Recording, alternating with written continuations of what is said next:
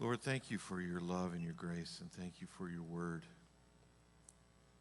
And Lord, I know many of us are tired. It's been a long day. But I pray in these few moments that we're together that, Lord, that you will take your word and you will speak to us. And then, Father, you'll make it come alive and teach us from your word tonight. Even as we're learning background and dates and stuff like that, may it speak to our hearts tonight. In Jesus' name, amen. Amen.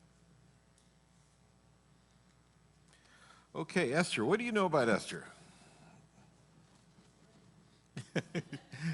Okay. She was pretty. She was a queen. What else? What was that? Yeah, he did. What else? She was chosen for such a time as this. Her parents were around and she lived with her uncle. Yeah, she lived with her uncle. Okay. Okay. Anything else? Yeah, she's a pretty brave lady, huh?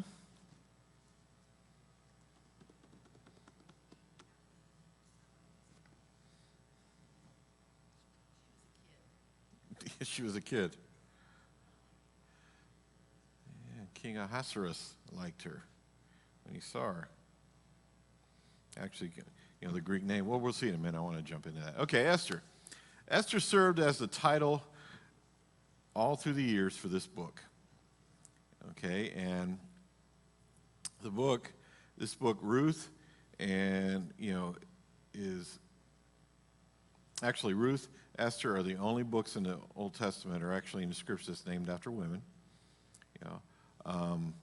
And just like Song of Solomon, when we're going to get through that, but in Obadiah and Nahum, Ruth is not mentioned in the New Testament whatsoever in any way. These are all just little factoids, for you. Now, in chapter 2, no? Yeah.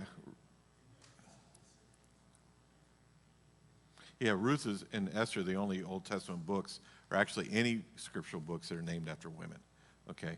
But Song of Solomon, Obadiah, Nahum, and Esther, okay, are not quoted or alluded to in any way in the New Testament, okay? Now look at chapter 2, verse 7 real quick. It says, he, and we'll see who he is in a few moments, okay, was bringing up Hadassah, that is Esther, his uncle's daughter. Now, I want to tell you real quick, Mordecai is not her uncle. He's her cousin. Okay, and we'll see that again in a minute.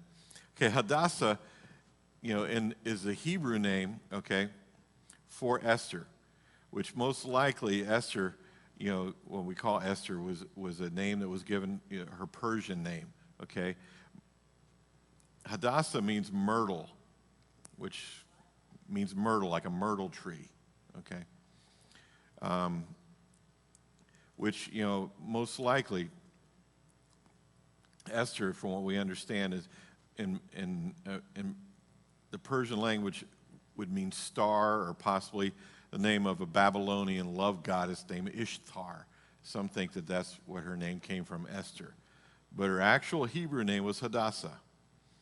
Esther is the orphan daughter of her father, Abihail. Esther grew up in Persia with her older cousin, Mordecai, who raised her as if she were his own daughter. And we saw that in chapter 2, verse 7, and also in verse 15. Esther, the Jewish girl, became the Persian queen. Her life became a channel through which God continued his protection of his chosen people from the murderous plans of an enemy. Now, the author, I know you all are going through, those of you who have a copy of the notes are going through it. We don't know who the author is. Some believe it was Mordecai, but Mordecai, later on, as you're reading through Esther, they start speaking of Mordecai in the past tense. So many believe that he had passed away somewhere along, during before the writing of this. Okay? So Esther, the author is anonymous. We don't know who it is. Now the date is somewhere the writing of it. Now, the writing of it, let me show you something real quick. From what we understand, the actual, accounts, the actual, when Esther was alive and when Esther was, did what she did, which we'll see in a moment, was somewhere between 483 to 473, somewhere in there. But the writing of Esther most likely was between 464 and around 333, somewhere in there, a very large span. We don't know exactly when it was written, but most likely it was written during, in a period of between 464 and around 433, 431, somewhere in there. During this time right here, and we'll see when that is. The account of Esther is probably between 483 and 473. The events that they're talking about there. Okay? Events occurred between the first return of the Jews after the 70-year captivity in Babylon, okay, under Zerubbabel, and the second return led by Ezra. So meaning this, between here, 583, and about 458, somewhere in here, and most believe it was around 483, these events occurred. In between here. So Esther did not go on that first return led by Zerubbabel. She stayed in Persia. Esther and Exodus both chronicle how foreign powers tried to eliminate the Jewish race and how God sovereignly preserved his people in accordance with his covenant promise to Abraham. Esther chapter 9 and 10 records the beginning of Purim, a new annual festival in the 12th month, somewhere between February and March, to commemorate the salvation of the Jewish people in Persia from Haman's plot to destroy, kill, and annihilate all the Jews, young and old, infants and women, in a single day. Purim became one of the two festivals given outside of the Mosaic legislation to still be celebrated in Israel. Hanukkah is the second one. So Hanukkah and Purim, as the Jews celebrate, are not biblical in the sense of ascribed by God festivals. They were added on later on because of events. Hanukkah was added on for what reason? To commemorate what? The Maccabees. Okay? And Purim is to celebrate what we're going to study about in just a second. What happened to the Jews in Esther. So those two festivals were added on later on. They're not part of the Mosaic law that God gave them. Now, the theme is God's providential protection. During the time of Esther, the Jews had already begun to return to Jerusalem under Zerubbabel and Nehemiah. Those who chose to remain in Persia were disobedient to God's will. There was a group that stayed and never actually went back to Jerusalem when they were allowed to go. And when the three actual, we call them Exodus, or actually returns, aliyahs, okay, those three, they didn't go. So they stayed behind in Persia.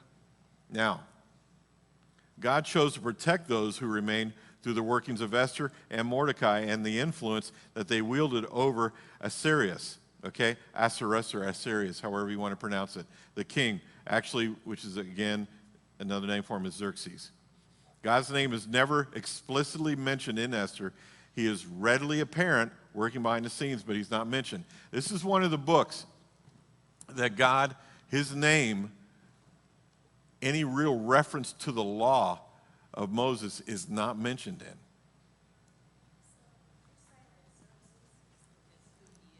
in. Mm-hmm. It just says Xerxes from what we understand, and probably Xerxes the first, okay? There's Artaxerxes and there's Xerxes, okay? Right. The purpose of the writing, Esther describes the life of the remaining Israelites in exile in Persia. It shows us how God is in control of all things and works all things for the good of his people and for his glory. One of the themes of this book is the coverage that it is necessary to perform the work of God, meaning this. Let me ask you a question. Do you think that if the Jews left, that they were leaving during the, when they were being returned, when they were allowed to return under Zerubbabel, if they would have left, what would have happened to them? They wouldn't have been facing this, most likely.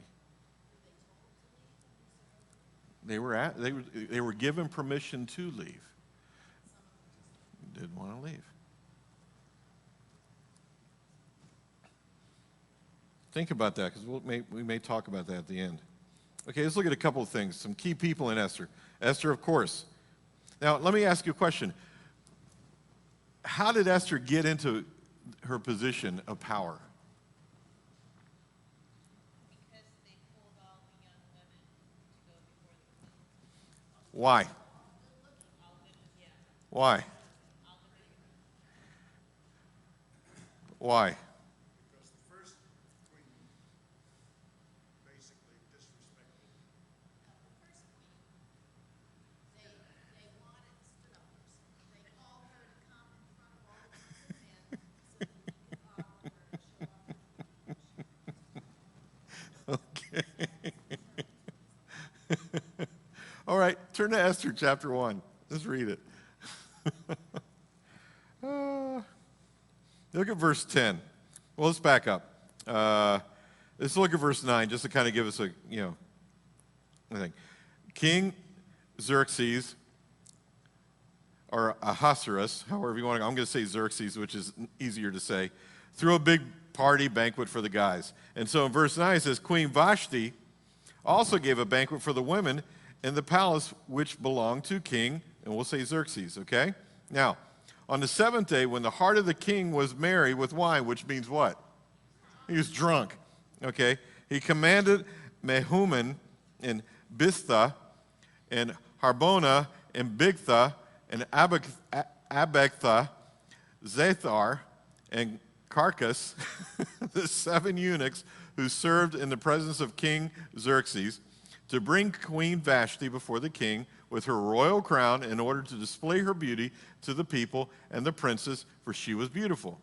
Now, do you think he was trying to get everybody to ogle her? I think he was trying to show her off. Because for this reason, because I understand what that, because I used to think that, but as I was reading it this week, I was going, I don't know about that.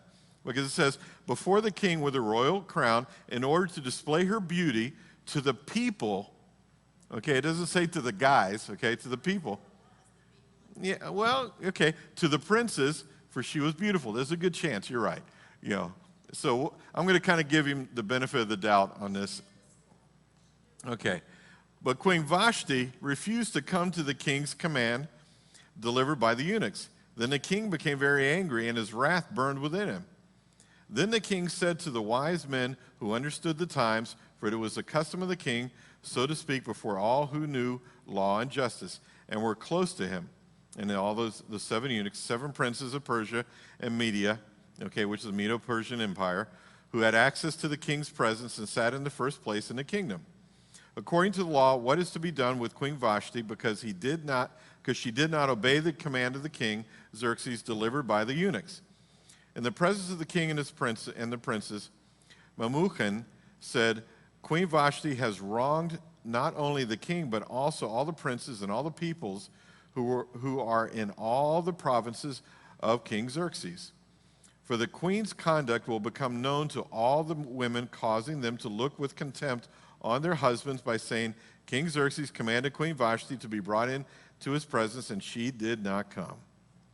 This day the ladies of Persia and Media, who have heard of the queen's conduct, will speak in the same way to all the kings, princes, and there will be plenty of contempt and anger.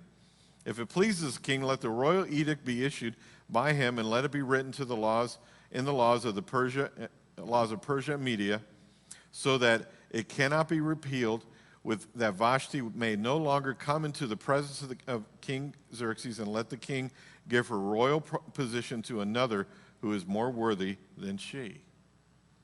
So what's happening here?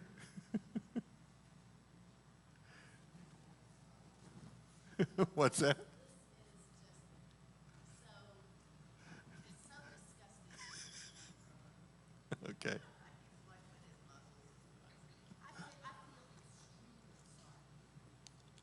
For who? For the man? Yeah. So sorry.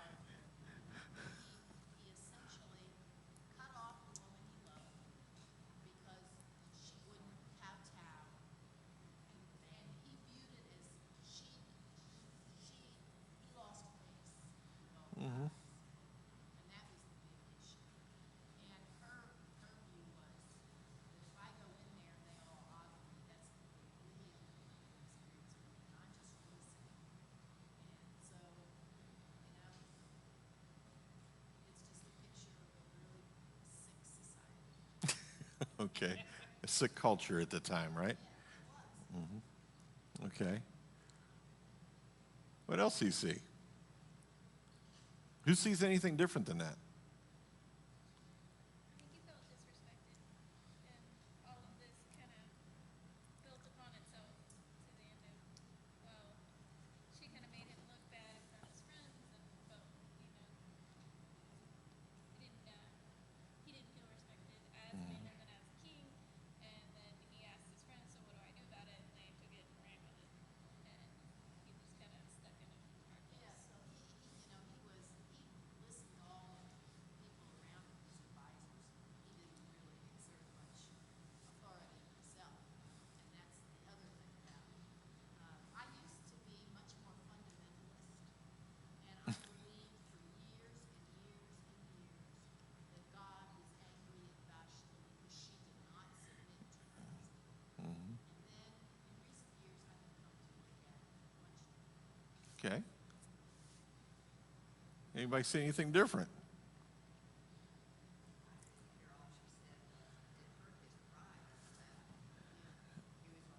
Yeah. Why? You think it was his pride, or is or it hurt his position? I think both. Yes. I'm going to turn this one off and see if it doesn't get too hot in here. Same thing today.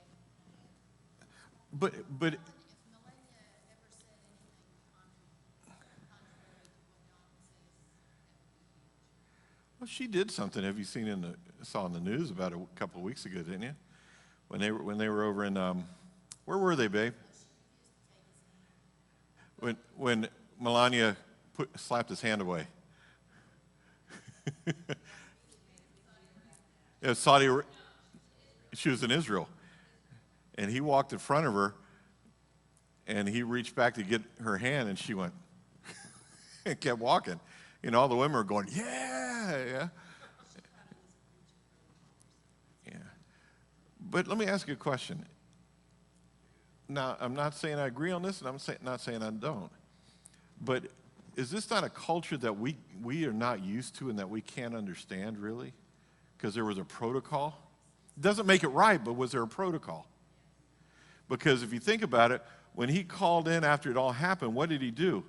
Was he trying to get somebody else to make the decision, or what was he actually trying to do? What I see is that he was calling in to find out what the protocol was for this event. If she refused to come to the king's request, what's the protocol? You know. Why is it that he resentful? Why was he such a captive of his own cultural position? Well, That's why I feel really sorry. I think extraordinary leadership is extraordinarily dependent. That the necessity of balancing forces in a variety of different directions is essential to someone exerting enormous power. And so I think the range of decisions they can make unilaterally is not all that broad.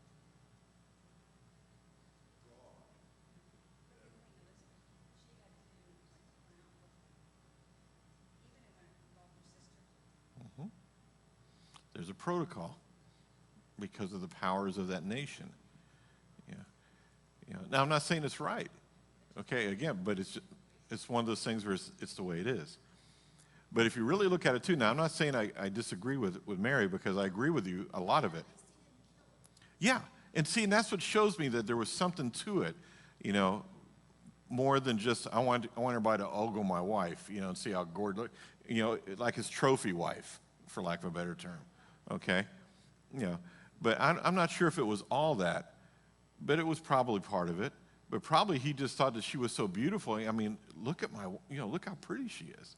I'm going to give him the credit, you know, benefit of the doubt, maybe not. But there was a protocol that I don't think we really understand because we don't function in a society or in a nation that has that. You know, I'm not saying it makes it right, but I think this was, again, protocol that when the king summons you, even though you're his wife, you come not because he's your husband, but because he's the king. And see, there was a big difference in that, you know. And if we look at when we, you know, if we get time to read some more in there and see how Esther approaches him, Esther realized and understood the protocol and used it to her advantage.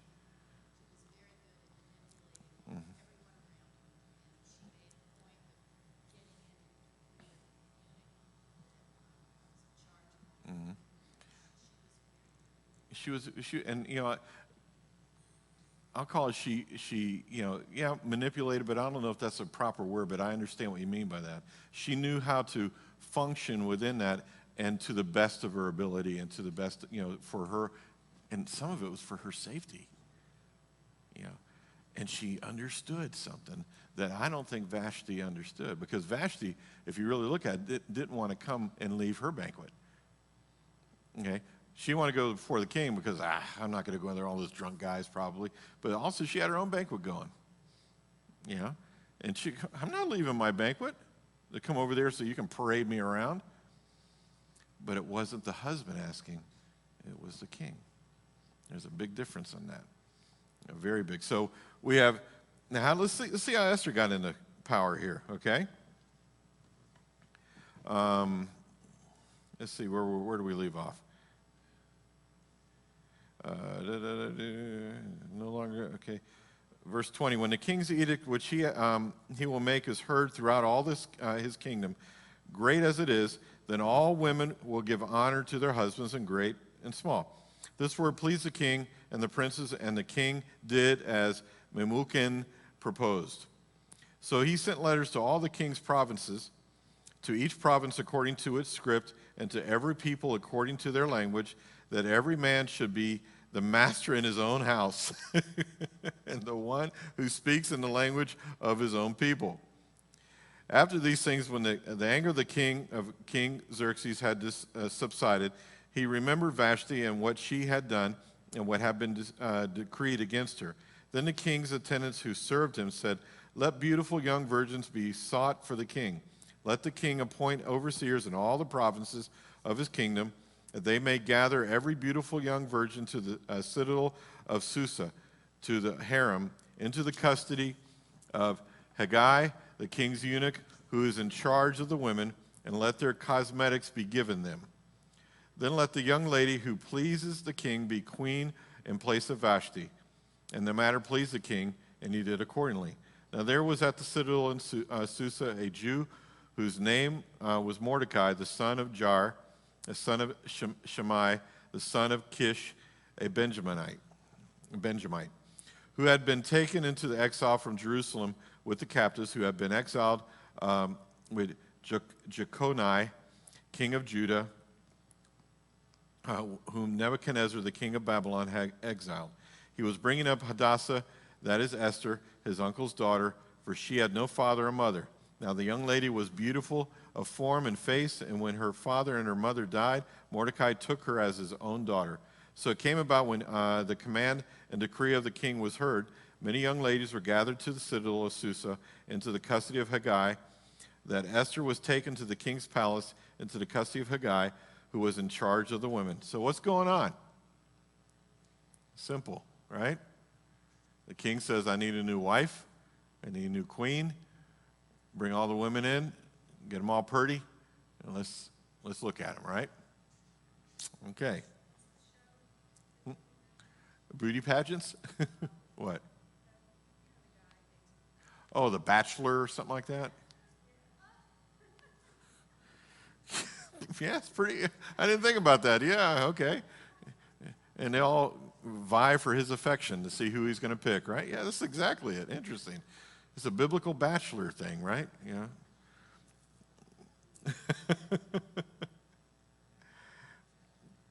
So let's look at something real quick. Go back to your notes for a second. Mordecai, he adopted and raised Esther. He's one of the key people in the book of Esther.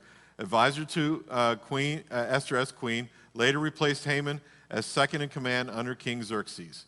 Okay? King Xerxes I, king of Persia, married Esther and made her queen.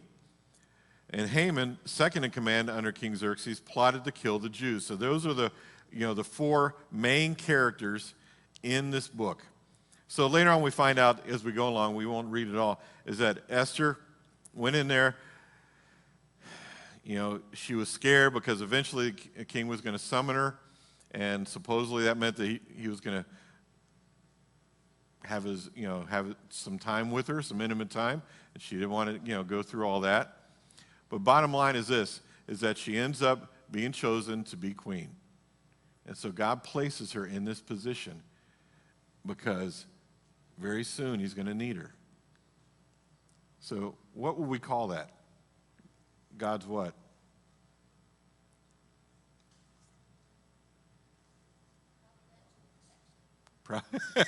Very good. Okay. Well, what else? God's what? Providence. But his sovereignty too. Couldn't we say that? Yeah. That God's in control of what's going on, and he's not going to let, because what's the whole point of this? What have we seen as we've been going through this? We've seen what? The line. And it even continued down here, the tribe of Judah, Benjamin. Those two tribes were preserved. Why? Because out of what? Out of the tribe of who was the Messiah going to come? The tribe of Judah.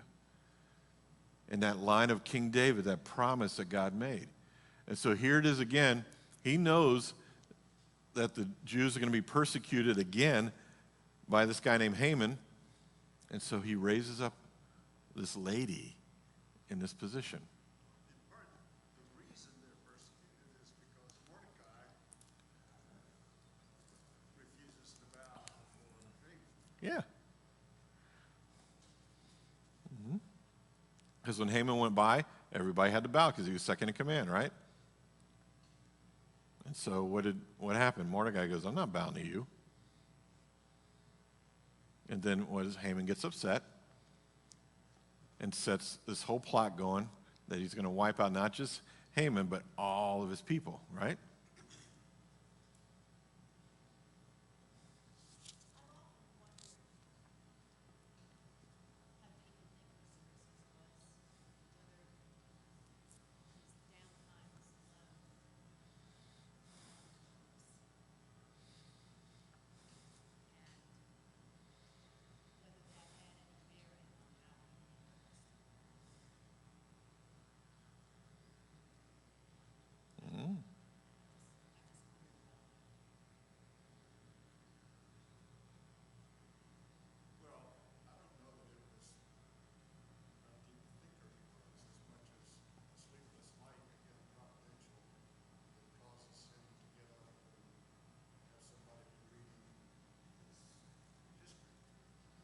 Mm-hmm.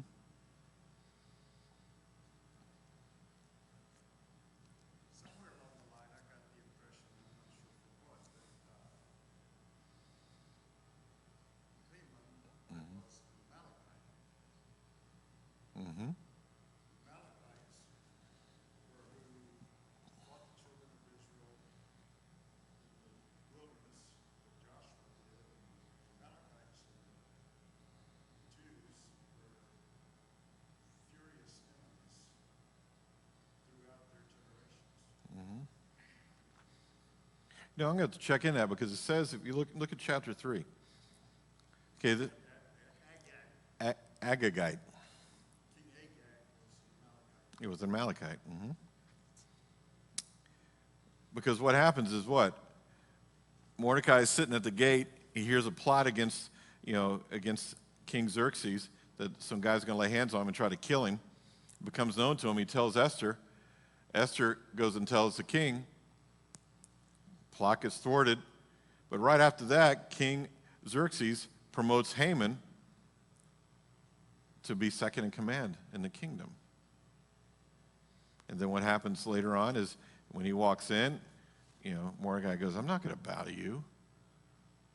And he doesn't. And what happens after that? Then all the plot starts coming together that Haman starts putting together. Let's read a little bit. You want to read a little bit? Is that okay?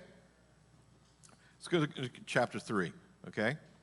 Well, let's go up to verse 23. Now, when the plot was investigated and found to be so, they were both hanged on the gallows, and it was written in the book of the Chronicles in the king's presence. After these events, King Xerxes promoted Haman, the son of Hammedatha, the Agagite, and advanced him and established his authority over all the princes who were with him. All the king's servants who were at the king's gate bowed down and paid homage to Haman, for so the king had commanded concerning him. But Mordecai neither bowed down nor paid homage. Then the king's servants who were at the king's gate said to Mordecai, why are you transgressing the king's command? Now it was when they had spoken daily to him, and he would not listen to them, that they told Haman to see whether Mordecai's reason would stand, for he had told them that he was a Jew. Yeah, I know. Mm-hmm. When Haman saw that Mordecai neither bowed down nor paid homage to him, Haman was filled with rage. But he disdained to lay hands on Mordecai alone, for they had told him who the people of Mordecai were. Therefore Haman sought to destroy all the Jews, the people of Mordecai, who were throughout the whole kingdom of Xerxes. In the first month, which is the month Nisan, in the 12th year of King Xerxes, that is the lot, was cast before Haman from day to day and from month to month until the 12th month, that it is the month of Adar. Then Haman said to King Xerxes, there is a certain people scattered and dispersed among the peoples in all the provinces of your kingdom. Their laws are different from those of all the other people, and they do not observe the king's laws, so it is not in the king's interest to let them remain. If it is pleasing to the king, let it be decreed that they be destroyed, and I will pay 10,000 talents of silver into the hands of those who carry on the king's business to put into the king's treasuries. Then the king took his signet ring from his hand and gave it to Haman, the son of Hammedatha, the Agagite, and the enemy of the Jews. The king said to Haman, the silver is yours, and the people also, to do with as you please. Then the king's scribes were summoned on the 13th day of the first month, and it was written just as Haman commanded to the king's satraps, to the governors who were over each province, to the princes of each people, each province according to its script, each people according to its language, being written in the name of the king, of King Xerxes, and sealed with the king's signet ring. Letters were sent by couriers to all the king's provinces to destroy, to kill, and to annihilate all the Jews, both young and old, women and children, in one day, the 13th day of the 12th month, which is the month of Adar, and to seize their possessions as plunder. A copy of the edict to be issued as law in every province was published to all the people so that they should be ready for this day. The couriers went out impelled by the king's command while the decree was issued at the citadel in Susa, and while the king and Haman sat down to drink, the city Susa was in confusion. Interesting, huh? Want to keep reading? When Mordecai learned all that had been done, he tore his clothes and put on sackcloth and ashes and went out in the midst of the city and wailed loudly and bitterly. Now, let's look at a couple of things. One of the things that we'll see in a moment is that Esther finds out about it. She's in there, and Mordecai contacts her and says, listen, you got to do something. Our people are going to be destroyed. And she says, okay, get everybody to pray. And she put on her robes, and she went and presented herself before the king. Yes, buddy? Mm-hmm.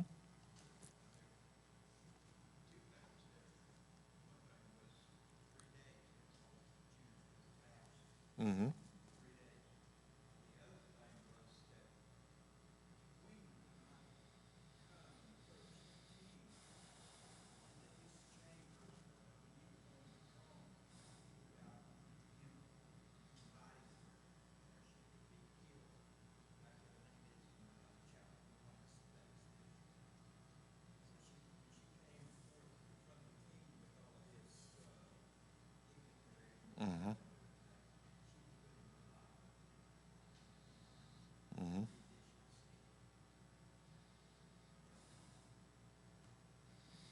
Look at verse 13 in chapter 4. Let's read that, what you were just talking about. Then Mordecai told them to reply to Esther, do not imagine that you in the king's palace can escape any more than all the Jews. For if you remain silent at this time, relief and deliverance will arise for the Jews from another place, and you and your father's house will perish. And who knows whether you have not attained royalty for such a time as this. So he's saying, do you think that God didn't put you in this place and give you this position for this moment? Then Esther told them to reply to Mordecai, go assemble all the Jews who are found in Susa and fast for me. Do not eat or drink for 3 days and a night or day. And I and my maidens also will fast in the same way. And thus I will go into the king, which is not according to the law, and if I perish, I perish. So Mordecai went away and did just as Esther had commanded him. Now it came about on the 3rd day that Esther put on her royal robes and stood in the inner court of the king's palace in front of the king's rooms. And the king was sitting on his royal throne in the throne room opposite the entrance to the palace. When the king saw Esther, the queen, standing in the court, she obtained favor in his sight. And the king extended to Esther the golden scepter which was in his hand, so that Esther came near and touched the top of the scepter. Then the king said to her, what is troubling you, Queen Esther? And what is your request? Even to half of the kingdom it shall be given to you. Esther said, if it pleases the king, may the king and Haman come this day to the banquet that I have prepared for him. Then the king said, bring Haman quickly, that we may do as Esther desires. So the king and Haman came to the banquet which Esther had prepared. As they drank their wine at the banquet, the king said to Esther, what is your petition? For it shall be granted to you. And what is your request? Even to half of the kingdom it shall be done. So Esther replied, my petition, my request is, if I have found favor in the sight of the king, here she goes with the protocol, sight of the king, and if it pleases the king to grant my petition and do what I request, may the king and Haman come to the banquet which I will prepare for them tomorrow, and I will do as the king says. Then Haman went out that day, glad and pleased of heart. And when Haman saw Mordecai in the king's gate, and that he did not stand up or tremble before him, Haman was filled with anger against Mordecai. Haman controlled himself, however, went to his house, and sent for his friend and his wife, Zeresh. Then Haman recounted to them the glory of the riches and the number of his sons, and every instance where the king had magnified him, and how he had promoted him above the princes and the servants of the king. Haman also said, even Esther the queen, let no one but me come with the king to the banquet which she had prepared, and tomorrow also I am invited by her with the king. Yet all of this does not satisfy me every time I see Mordecai, the Jew, sitting at the king's gate. Then Zeresh, his wife, and all his friends said to him, have a gallows 50 cubits high made, and in the morning ask the king to have Mordecai hanged on it. Then go joyfully with the king to the banquet. And the advice pleased Haman, so he had the gallows made. During the night, the king could not sleep. So he gave an order to bring the book. Now, this is interesting. Here comes God again, okay? During the night, the king could not sleep, so he gave order to bring the book of records, the Chronicles, and they were read before the king. Now, imagine this. Stop for a second. This is a but God. I personally, this is a Ronism. I think that God didn't let him sleep because he wanted him to read this, okay? Because God's setting all this up for Esther and for the people. This is so cool. Is it okay reading it like this? Okay. During the night, the king could not sleep, and he gave an order to bring the book of records, the Chronicles, and they were read before the king. It was found written that what Mordecai had reported concerning Begathana and Teresh, two of the king's eunuchs who were doorkeepers, that they sought to lay hands on King Xerxes. The king said, what honor or dignity has been bestowed on Mordecai for this? Then the king's servants who attended him said, nothing has been done for him. So the king said, who is in the court? Now Haman had just entered the outer court of the king's palace in order to speak to the king about hanging Mordecai on the gallows. You can't make this stuff up, can you? Yeah. The king's servant said to him, "Behold, Haman is standing in the court." And the king said, "Let him come in." So Haman came in, and the king said to him, "What is to be done for the man whom the king desires to honor?" And Haman said to himself, "Whom would the king desire to honor more than me?" This is Haman thinking this out. Then Haman said to the king, "For the man whom the king desires to honor, let them bring a royal robe which the king has worn, and the horse on which the king has ridden, and on whose head a royal crown has been placed. And let the robe and the horse be handed over to the one of the king's most noble princes, and let them array the man whom the king desires to honor, and lead him on horseback through the city square, and proclaim before him, 'Thus it shall be done to the man whom the king desires to honor.'" Then the king said to Haman, "Take quickly the robes and the horse, as you have said, and do so for Mordecai." Only God can do this. Isn't it great? Oh, that's great. Mordecai the Jew, who is sitting at the king's gate, do not fall short in anything of all that you have said. So Haman took the robe and the horse and arrayed Mordecai and led him on horseback through the city square and proclaimed before him, "Thus it shall be done to the man whom the king desires to honor." Can you imagine Haman walking along going, "Thus it shall be done to the man whom the king desires to honor." Thus it shall be, you know. Oh, that is so good. That is so good. Oh, that's wild. Then Mordecai returned, verse 12, to the king's gate, but Haman hurried home mourning with his head covered. Haman recounted to Zeresh, his wife, and all his friends everything that happened to him. Then his wise men and Zeresh, his wife, said to him, "If Mordecai, before whom you have begun to fall, is of Jewish origin, you will not overcome him, but will surely fall before him." While they were still talking with him, the king's eunuchs arrived and hastily brought Haman to the banquet which Esther had prepared. Now the king and Haman came to drink wine with Esther the queen. And the king said to Esther, on the second day also, as they drink their wine at the banquet, "What is your petition, Queen Esther? It shall be granted to you. And what is your request? Even to half of the kingdom it shall be done." Then Queen Esther replied, "If I have found favor," gosh, she's a queen of protocol, "if I have found favor in your sight, O king, and if it pleases the king, let my life be given me as my petition and my people as my request. For we have been sold, I and my people, to be destroyed, to be killed, and to be annihilated. Now, if we had only been sold as slaves, men and women, I would have remained silent, for the trouble would not be commensurate with the annoyance to the king." Then King Xerxes asked Queen Esther, "Who is he and where is he who would presume to do this?" Esther said, "A foe and an enemy is this wicked Haman." Now Haman's sitting there. Haman's sitting there. Then Haman became terrified before the king and queen. The king arose in his anger from drinking wine and went into the palace garden. But Haman stayed to beg for his life from Queen Esther, for he saw that harm had been determined against him by the king. You think? Now when the king returned from the palace garden, now this is great, gang. Watch this. Into the palace, into the place where they were drinking wine, Haman was falling on the couch where Esther was. Then the king said, "Will he even assault the queen with me in the house?" That is so cool. Oh, that's so good.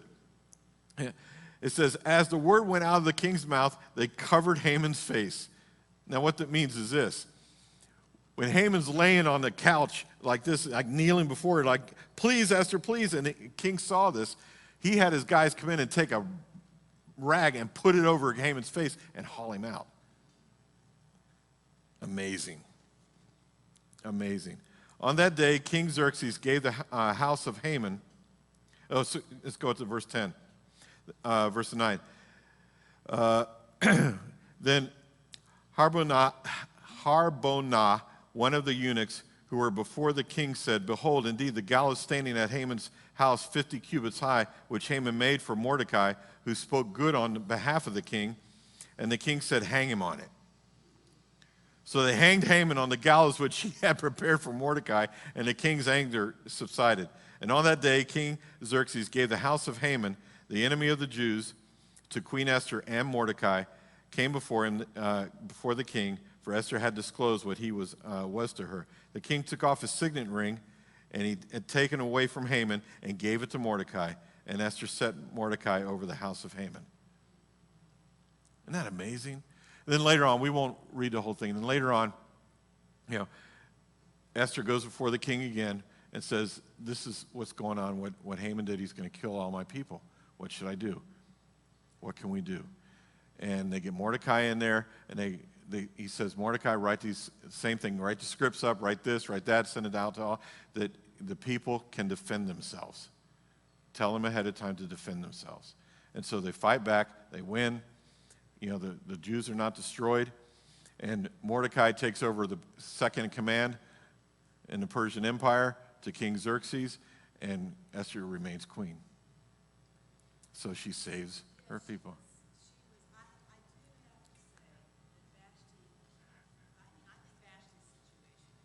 Was wrong. She. Mm-hmm.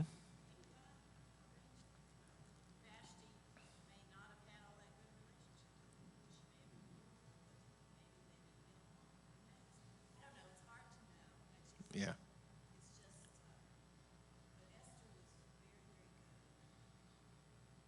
Maneuvering.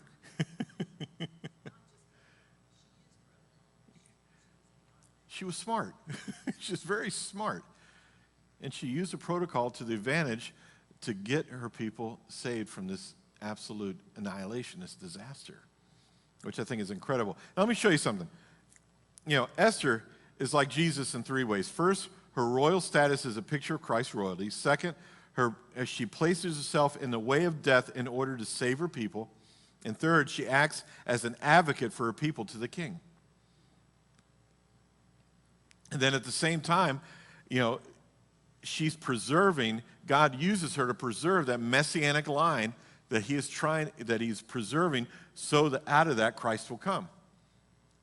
And God's love and protection, meaning what? Although Esther does not mention God specifically, his sovereign protection over his people remains apparent throughout the book. In all the events, God declares his love for Israel and his constant watch over the Jews. Because in Psalm 121, verse 4, it says, behold, he who keeps Israel shall neither slumber nor sleep.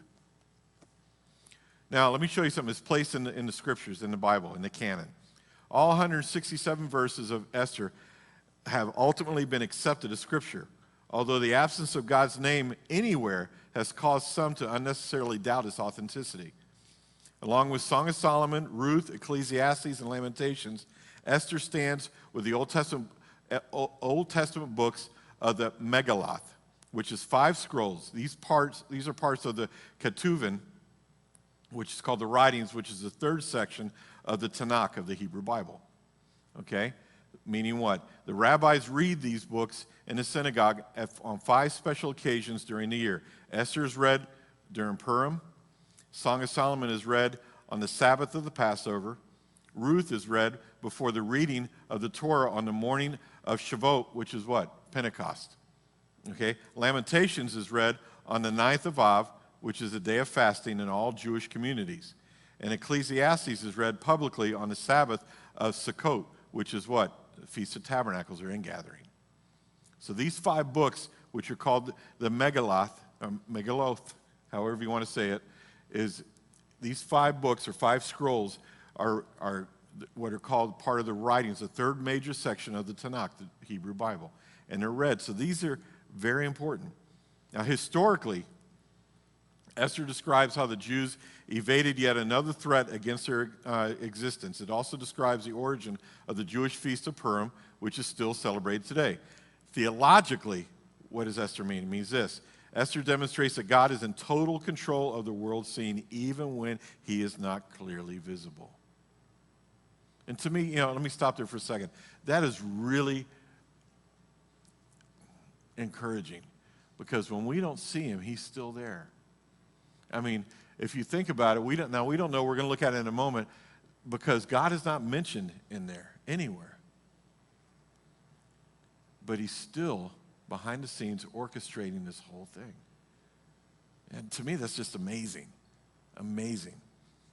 And devotionally, how does this book stand? It means this: Esther should inspire us to trust God's plans and to be courageous in doing what we understand to be the right thing, even when it appears that that action will result in danger or death to ourselves.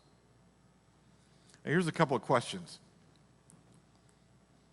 I'm asking you, why is God or his law not mentioned in Esther when the king of Persia is mentioned 175 times?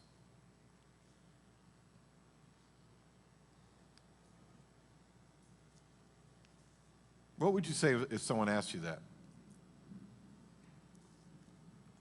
Man, it's storming outside. Anybody want to take a shot at it? I would say that although the name of God is not mentioned, it's extraordinarily clear that the king of Persia is in the hands of God. And in circumstance after circumstance after circumstance, God has orchestrated what's going on. Mm-hmm. You have to raise your hand, Jerry. Just speak.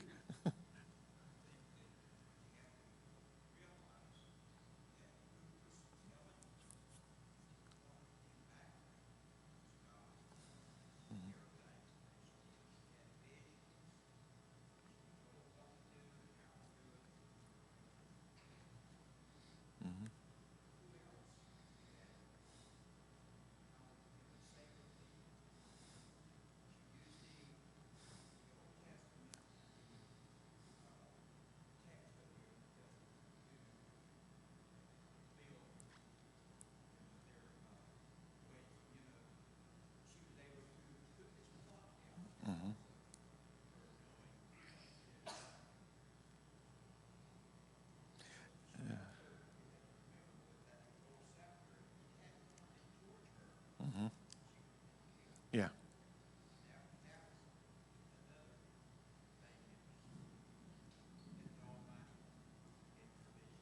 Mm-hmm. Anybody else? I'm going to give you a couple things that I found in a commentary by John MacArthur was interesting. But the first one, when I first read what he wrote, I went, that's kind of weak. But then as the more I thought about it, I went, no, it's pretty solid. He said this: a solid response to that question is that if God desired to be mentioned, he could have just sovereignly have moved on the author to write him in as anybody else. And I went, yeah, that's kind of weak, bud. Then I thought to myself, no, that's very true. And he said this, he goes, the situation seems to be more of a problem to man than to God. Esther, and he wrote, Esther is the classic illustration of God's providence as he, the unseen one, controls everything for his purpose. There's no miracles mentioned in Esther, but the deliverance of Israel through Jehovah's control of every event and person reveals his omniscience and his omnipotence. God being mentioned is not the issue. He is clearly the main character in the book.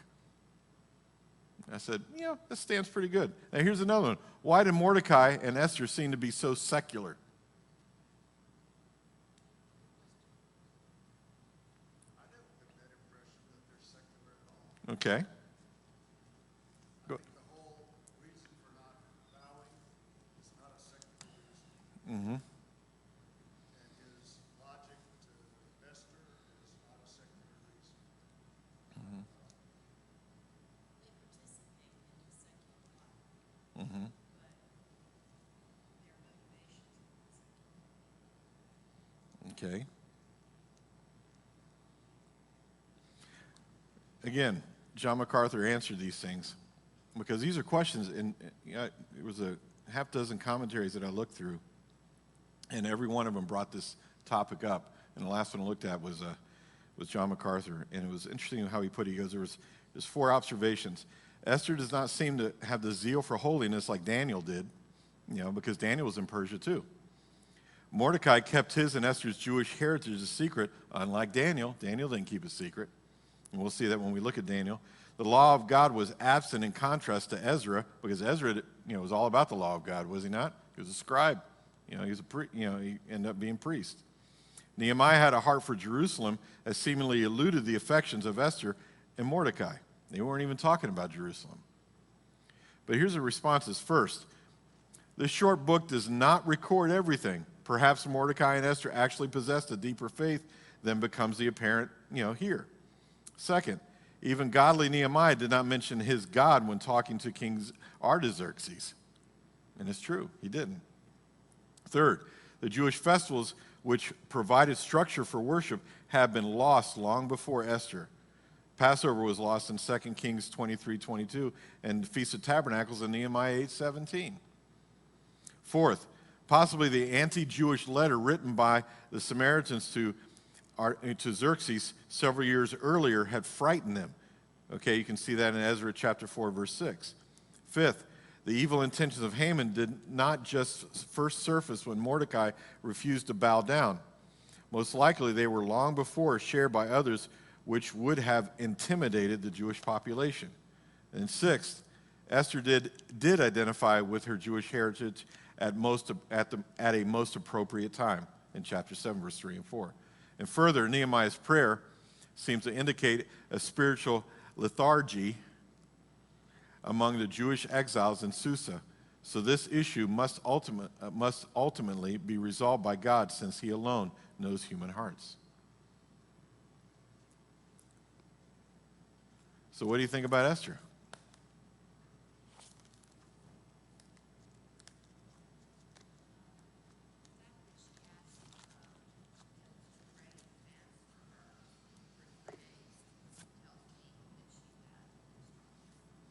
Yeah, because why were they fasting and praying? Who were they praying to? Yeah.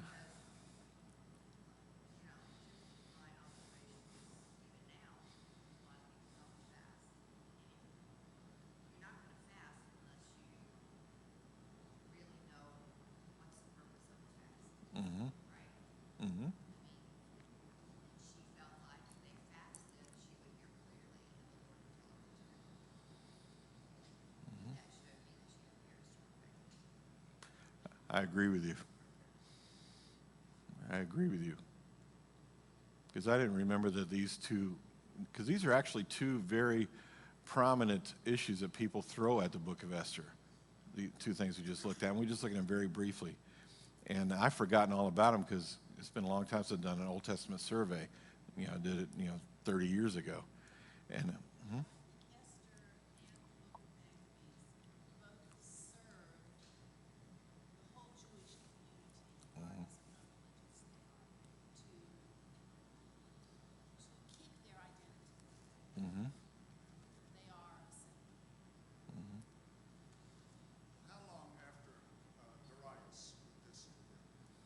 well, where was Darius?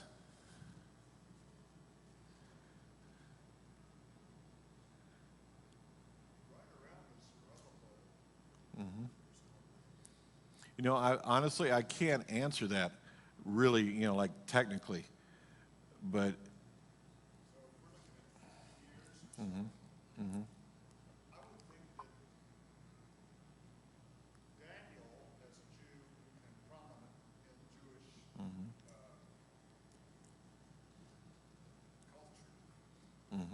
in Babylon, would still be remembered. I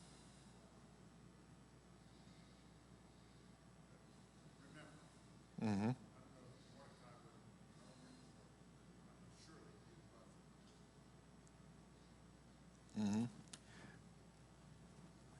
But I think one of the things that stuck out to me is, as I was going through it, is that, we saw way back in the book of Judges what was starting to happen. Because remember, it said that there was a generation that came up that didn't know the things of God. And it continued, even though, the kingdom started and David brought it back, God brought back the ark and all the other wonderful things happened.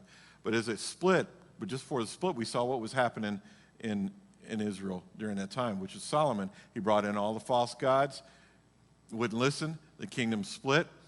And as they went along, you can see, as we've been seeing, little by little, there's been this falling away from God all the way. And then, the feasts had stopped. Sacrifices have pretty much have stopped from what we understand. And then Babylon, comes in. Well, Assyria comes in and wipes out the northern kingdom. Babylon comes in the southern kingdom and takes them. Persia comes in, takes over Babylon, takes over all their stuff. And then during this time, there was this complacency, which led to a lethargy through the whole, Jewish race. They didn't worship God anymore as much as we can see. And then when they finally get released to go back to, to Jerusalem, it's interesting that there's a group of people that don't go back. And they stay right where they're at. They didn't want to go back to the city that God put his name on. So I think during this time that there was this complacency, just, okay, great, yeah, we're Jews, we love God. And, I want you all to think I'm picking on the church all the time, but I think it's in the church too, going through the motions.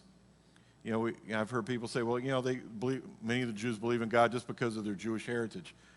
Look at Christianity. Same thing. There wasn't this deep desire to know him. But, what happened when we looked at, Nehemiah and Ezra? The revival started coming about.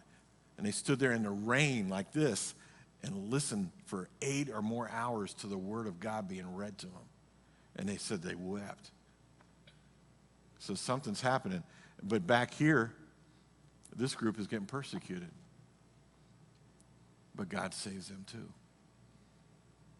So I think what I took away from it is this, is that whether we're running after him or not, God still loves us.